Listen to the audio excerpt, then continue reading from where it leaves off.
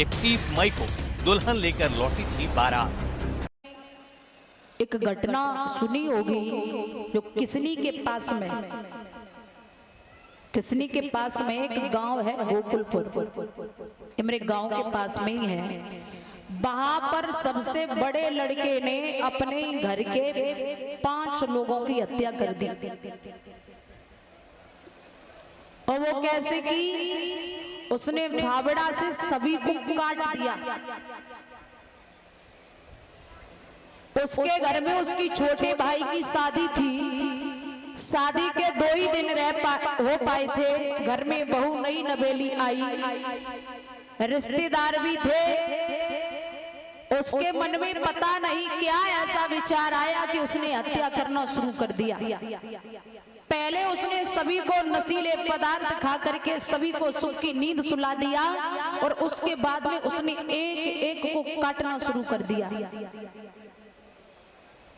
5 लोगों की तो तुरंत मृत्यु हो गई और 2-4 लोग जो है ना वो भी भर्ती हैं। कुछ लोग बताते हैं, मैंने भी देखा है न्यूज। अपनी बुआ के पास जाता है और जाकर अपनी बुआ से कहता है कि बुआ, तुम्हारे भतीजे की शादी होने वाली है, 2 दिन के बाद बारात जाएगी, वो दूल्हा बनेगा, तुम्हें शादी में ज़रूर आना है। बुआ ये बात सुनती है, कहती है कि हाँ भैया, मैं ज़रूर शादी में आऊँगी। अब जैसे ही बुआ से ये बात कह के वहाँ से निकलने वाला था तो नीचे झुकता है। झुकने के बाद बुआ के पैर छूता है।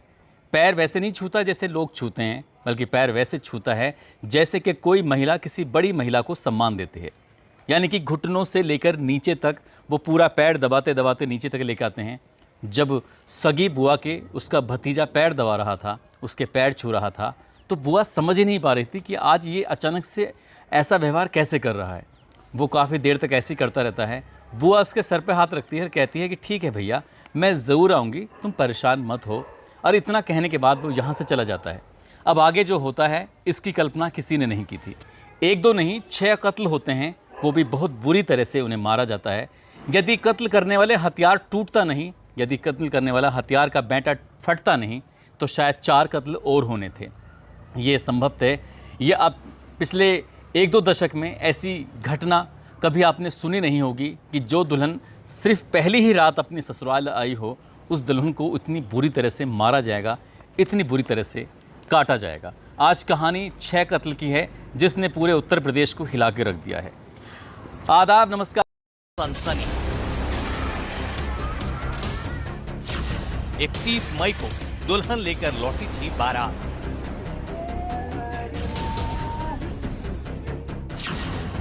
1 जून को मिला दूल्हा दुल्हन का शव।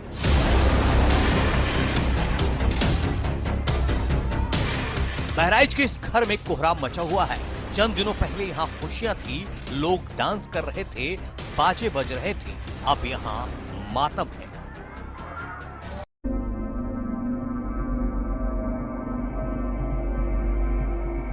यूपी के मैनपुरी जिला में शनिवार को दिल दहलाने वाली घटना हुई थी। बारात में हंसी मजाक, फिर घर में डीजे की धुन पर नाच गाना। स्वजन के साथ छोटे भाई की शादी में खुशियों में बड़ा भाई पूरे उल्लास के साथ शामिल हुआ था, परंतु शनिवार सुबह उसके सिर पर ऐसा खून सवार हुआ कि मौत का तांडव मचा डाला। नवविवाहित भाई की गर्दन, चेहरे और हाथ पर गंडासे से वार कर हत्या कर दी। उसकी दुल्हन के चेहरे पर भी प्रहार कर उसे भी बीच से चीर डाला। इसके बाद बहनोई और भाई के दोस्त को गर्दन पर वार कर मार डाला। फिर छोटे भाई के गर्दन, चेहरे, सिर पर गंडासा मारकर हत्या कर दी। हत्यारे के सिर पर सवार जुनून इसके बाद भी शांत नहीं हुआ। उसने अपने पिता, पत्नी, मामा पर भी जानलेवा हमला किया। चीख पुकार मचते ही हत्यारा भाग गया और घर के पीछे छुप गया। वहां पर तमंचे से खुद की आत्महत्या कर ली। इस हत्याकांड के बाद गांव में सनसनी फैल गई। एडीजी, आईजी सहित सभी विभाग के अधिकारी घटनास्थल पर पहुंचे, निरीक्षण किया, लेकिन घटना की सही वजह का अंदाजा नहीं लग सका। एडीजी राजीव कृष्ण, आईजी दीपक कुमार ने घटनास्थल का निरीक्षण किया। रात को नाच गाने के बाद शिविर ने सभी को कोल्ड ड्रिंक पिलाई थी। आशंका जताई जा रही कि इस कोल्ड ड्रिंक में नशीली दवा मिली हुई थी, जिसके बाद सभी गहरी नींद में सो गए। पुलिस ने फील्ड यूनिट टीम के जरिए घटनास्थल में साक्ष्य जुटाए गए हैं। एसपी विनोद कुमार भी मौके पर कैंप किए हुए हैं। और इन सब के बाद पॉलिटिक्स भी शुरू हो गई है। मैनपुरी की बात है तो डिंपल यादव भी मौके पे पहुंची हैं। डिंपल यादव मौके पे पहुंचकर लोगों से बातचीत की और साथ साथ कहा कि इस तरह के मामले घर में बैठ के सुलझाने चाहिए, ना कि अपराध के जरिए। सुनिए क्या कह रही हैं डिंपल यादव। घटना हुई है आज और मैं यहाँ परिवार वालों के साथ उनका दुख बांटने आई हूँ। और जैसे कि हमें पता चला कि एक बहू है जो अभी जिसकी हालत बहुत गंभीर है, तो उसके इलाज के लिए भी हम लोग पूरी कोशिश करेंगे लखनऊ ले जाके उसको बेहतरीन इलाज कराएं। उनका अरे आराम से भाई, बच्चे भी हैं, एक 3 महीने की बच्चा है और एक 3 साल की बिटिया भी है।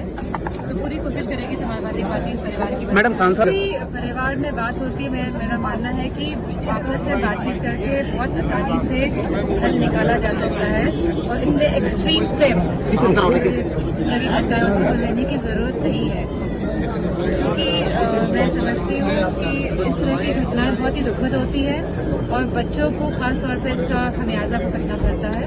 तो मेरी सभी से अपील है कि इस तरह